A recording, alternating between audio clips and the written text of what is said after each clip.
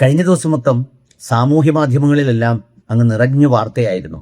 P K Kunhalikutty എന്ന കുഞ്ഞാപ്പ കേരളം എന്ന് എഴുതിയപ്പോൾ സ്പെല്ലിങ് തെറ്റിപ്പോയി.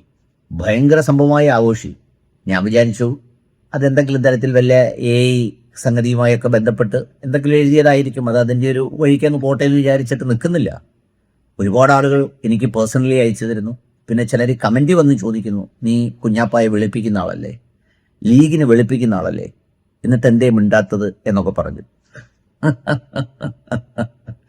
പി കെ കുഞ്ഞാലിക്കുട്ടി സാറിൻ്റെ ചില പിച്ച് ഇംഗ്ലീഷ് പ്രസംഗങ്ങൾ കേൾക്കാം. It is shame upon you, the minorities are being alienated. It is shame upon you. One fine morning advised him to do the demonetization. He did that. The country has never escaped from this calamity, and it seems that it will not come out. This is something different. A section of the people, minority, Dalits, people like that, they are being targeted. That is the issue. So they will feel insecure. They will feel insecure. It has never happened in all the legislation that recently came to this house, like triple talaq, citizen civil, everything. The thing that in your mind is to divide the people. You have pinned your whole hope on dividing the people. ഇതിലെ അർത്ഥം എന്താ? അദ്ദേഹം English അറിയാത്ത ഒരാളൊന്നുമല്ല. അദ്ദേഹത്തിന് അത്യാവശ്യം English കൈകാര്യം ചെയ്യാനൊക്കെയുള്ള minimum സംഗതികളുണ്ട്. ഒരു average മലയാളിയേക്കാളുണ്ട് എന്നുള്ളതാണ് സത്യം. ഇന്ന് ഡിഗ്രിയോ പി ജിയോ ഒക്കെ പഠിക്കുന്ന ഒരു ഇംഗ്ലീഷ് ബിരുദധാരിയോട് ചോദിച്ചാൽ പോലും പൊഴിഞ്ഞു പോകും. എന്തിനാ? നമ്മൾ അടിസ്ഥാനപരമായി കൈകാര്യം ചെയ്യുന്ന പല വിഷയങ്ങളിലും ഇന്ന് സ്പെല്ലിംഗ് മിസ്റ്റേക്കുകളുടെ ഘോഷയാത്രയാണ്. ഞാൻ ഈ അക്ഷരമെഴുത്തിന് എന്നെ ഒരു സ്കൂളിൽ വിളിച്ചു. ഹരി ശ്രീ ഗാണ പാദായേ നാമ, ഇത് നമ്മൾ ഹരിശ്രീ എഴുതിക്കാനാണ് വിളിച്ചത്, മുഴുവൻ എഴുതിക്കണമല്ലോ. ഞാനങ്ങോട്ട് വെടിപ്പായിട്ട് എന്ന് കുഞ്ഞിനെ വിളിച്ചിരുത്തി മടിയിലിരുത്തി അങ്ങോട്ട് എഴുതിച്ചു. എഴുതി തുടങ്ങുമ്പോൾ എൻ്റെ ഉള്ളിലൊരു ആന്തലുണ്ട്, എല്ലാം ആവോ ശരിയാവോ. പക്ഷേ അതങ്ങ് ഭംഗിയായിട്ടങ്ങ് എത്തി. ഇവിടെ എന്താ സംഭവിച്ചത്? അതിന് പല കാരണങ്ങളുണ്ടാവും. ഒന്ന്, ഒരുപാട് മൾട്ടിപ്പിൾ തോട്ട്സ് ഉണ്ടല്ലോ. ആ തോട്ട് ബ്ലോക്സ് നമുക്കൊക്കെ വരും. ചില വളരെ പരിചിതമായ സംഗതികൾ പോലും എഴുതി വരുമ്പോൾ എന്തൊക്കെയോ എഴുതി എങ്ങോട്ടൊക്കെയോ ഒരു നിമിഷം അങ്ങോട്ട് സഞ്ചരിക്കാൻ പോകും. ചുറ്റുപാടുമുള്ള പല സംഗതികളും നമ്മുടെ അറ്റൻഷൻ അങ്ങോട്ടേക്ക് ആകർഷിച്ചാൽ നമ്മൾ വേറെന്തോ ഒരു സംഗതിയിലേക്കങ്ങ് പോകും. നമുക്ക് ഏത് കാര്യവും ചെയ്യാൻ കഴിയുന്നത് മൈൻഡ് അപ്ലൈ ചെയ്യുമ്പോഴാണ്. നമ്മൾ ഒരുപാട് ആളുകൾ കണ്ടിട്ടില്ലേ, ഇപ്പോൾ കണ്ണിൽ വെച്ചുകൊണ്ട് കണ്ണട തിരയുന്നവർ, പോക്കറ്റിൽ തന്നെ വെച്ചുകൊണ്ട് പോക്കറ്റിൽ ഇല്ലെന്നും പറഞ്ഞ് അവിടെ എല്ലാം നടന്നു നോക്കിയിട്ട് അവസാനം പോക്കറ്റിൽ ഉണ്ടെന്ന് പറയുന്നവർ. ഇതൊക്കെ ഈ അറ്റൻഷൻ ഡിസ്പേഴ്സിങ് ഡിസോർഡേഴ്സ് എന്ന് പറയുന്ന ഒരു സംഗതിയിൽ വരുന്നതാണ്.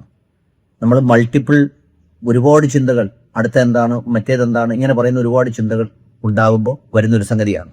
അതിന് ഡിസോസിയേറ്റീവ് ഫ്യൂഗ് എന്ന് പറയാറുണ്ട്. എന്ന് വെച്ചാൽ കടുത്ത മാനസിക സമ്മർദ്ദം കാരണം ചില പ്രത്യേക മാനസികാവസ്ഥയിൽ വളരെ പരിചിതമായ സംഗതികൾ പോലും തെറ്റിപ്പോകുന്ന ഒരവസ്ഥ. പിന്നെ നമുക്കെല്ലാവരും പറയുന്നതാണ് ആബ്സെന്റ് മൈൻഡഡ്നെസ്. വലിയ കൃത്യമായി പരീക്ഷ എഴുതാൻ പോകുന്ന കുട്ടികൾ ആ പരീക്ഷയുടെ സമ്മർദ്ദത്തിൽ ചിലപ്പോൾ എഴുതേണ്ട രജിസ്റ്റർ നമ്പർ എഴുതാതെ ഇറങ്ങി പുറത്തു വന്നിട്ട് രണ്ടാമത് അധ്യാപകർ വിളിച്ച് എഴുതിക്കാറുണ്ട്. അപ്പോൾ ഇതൊക്കെ സാധാരണ കണ്ടുവരുന്ന ഒരു സംഗതിയാണ്. പിന്നെ ഇതിന് വലിയൊരു ചരിത്രം കൂടിയുണ്ട് കേട്ടോ. നമ്മുടെ ബരാക് ഒബാമയെ ഒരിക്കൽ അദ്ദേഹം ഒരു പരസ്യമായി സ്കൂൾ ബോർഡിൽ റെസ്പെക്റ്റ് എന്നെഴുതിയതിന് RSPECT എന്നെഴുതി, RES എഴുതിയില്ല. തെറ്റിപ്പോയി. അദ്ദേഹം അമേരിക്കക്കാരനാണ്, ഇംഗ്ലീഷുകാരനാണ്, ബരാക് ഒബാമയാണ്. അമേരിക്കയുടെ വൈസ് പ്രസിഡന്റ് ആയിരുന്ന ഡാൻ കൊയ്ൻ എന്ന് പറയുന്ന ഒരാളുണ്ട്. അദ്ദേഹം ഒരു സ്കൂൾ സന്ദർശിച്ചപ്പോൾ കുട്ടികളോട് പൊട്ടറ്റോ എന്ന് ബോർഡിൽ എഴുതാൻ പറയും. അപ്പോൾ കുട്ടികൾ സാധാരണ എഴുതുന്ന പോലെ POTA എന്ന് പറയുന്ന സ്പെല്ലിംഗ് ആണ് എഴുതിയത്. അദ്ദേഹം പറഞ്ഞു ഒരു കൂടി വേണം എന്ന് പറഞ്ഞു. കുട്ടികൾ സമ്മതിച്ചില്ല. പക്ഷെ പുള്ളി അങ്ങനെ നിലപാടെടുത്തു, ഉണ്ട് എന്ന് പറഞ്ഞിട്ട്. പിന്നെ കുറച്ച് കഴിഞ്ഞാണ് പുള്ളി തിരിച്ചറിഞ്ഞ് ക്ഷമാപണം നടത്തിയത്. ഇത് അമേരിക്കൻ വൈസ് പ്രസിഡന്റാണ് ഡാൻ കൊയ്ൻ. സയൻസ് ഫിക്ഷൻ നോവലിൻ്റെ രാജകുമാരിയാണ് മേരി ഷെല്ലി. മേരി ഷെല്ലി ഈ ഗേജ് അഥവാ അളവ് എന്നെഴുതുന്നത് സാധാരണ നോർമലി GAUGE എന്നാണ്. പക്ഷേ അവർ ഇതുപോലെ തന്നെ സ്കൂളിൽ കുട്ടികൾക്ക് മുമ്പിൽ GUAGE എന്നെഴുതി ഗേജിന്. ഹേണസ്റ്റ് ഹെമിംഗ്വേ നോബൽ സമ്മാന ജേതാവാണ്, അമേരിക്കൻ എഴുത്തുകാരനാണ്. ഹേണസ്റ്റ് ഹെമിംഗ്വേയെ പരിചയപ്പെടുത്തേണ്ടതില്ലല്ലോ. പുള്ളി ഇതുപോലെ തന്നെ സ്കൂളിൽ വന്നപ്പോൾ ലവിങ് എന്ന് എഴുതാൻ പറഞ്ഞു. ലവിങ്ങിൻ്റെ സ്പെല്ലിംഗ് എല്ലാവർക്കും അറിയാം, LOVING ആണ്. അദ്ദേഹം അതിനു പകരം ബോർഡിൽ എഴുതിയത് LOVEING, ലവ് ഇൻ എന്നെഴുതി. ഇതൊക്കെ ചരിത്രത്തിൽ ഇങ്ങനെ ഒരുപാട് സംഗതികളുണ്ട്. ചില വളരെ ഫെമിലിയറായ സ്പെല്ലിങ്ങുകൾ തെറ്റിച്ചെഴുതിയ മഹത്തായ ഇംഗ്ലീഷ് എഴുത്തുകാരും സാഹിത്യകാരന്മാരും ചരിത്രകാരന്മാരും ഒക്കെ ഉണ്ട്. കുഞ്ഞാപ്പ ഇംഗ്ലീഷ് സാഹിത്യകാരനും അമേരിക്കൻ വൈസ് പ്രസിഡന്റും ഒന്നും അല്ലല്ലോ.